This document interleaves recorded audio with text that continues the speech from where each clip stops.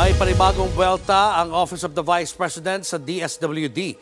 Hindi raw totoo ang sinabi ni Secretary Rex Gatchalian na tinatanggap nila ang lahat ng nagre-request para sa ayuda. Nasa frontline ng balitang yan si Marian Enriquez.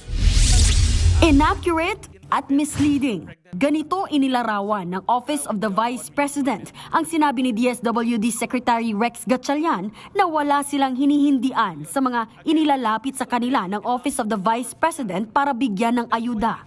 Katunayan, maraming beses na raw na tinanggihan ng ahensya ang referrals ng opisina ni VP Sara Duterte. Halimbawa na raw ang paghingi nila ng tulong sa mga naapektuhan ng African Swine Fever o ASF. Wala raw silang naasahan sa DSWD dahil hindi raw kaya ng ahensya ang mass payout o maramihang pagbibigay ng ayuda.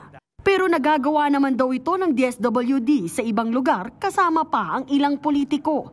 Wala rin daw malinaw na paliwanag ang DSWD kung bakit hindi nila mabigyan ng ayuda ang mga inilalapit sa kanila ng opisina ng bise.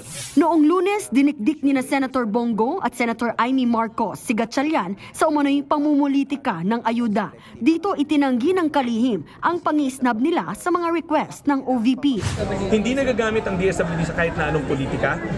Hindi raw porket ni-refer sa kanila ng isang ahensya ay automatic na mabibigyan na agad ng ayuda. Sumasailalim daw sa verification ng mga benepisyaryo. Sa bagong pahayag ni Gatchalian, sinabi niyang mga rehistradong social worker at hindi politiko o opisyal ng DSWD ang sumusuri sa listahan ng aayudahan. Nakipag-ugnayan na rin daw ang DSWD sa OVP para linawin ang issue.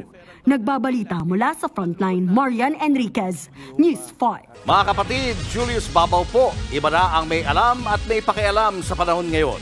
Para sa Frontline ng mga balita, mag-follow at mag-subscribe sa social media pages ng News 5.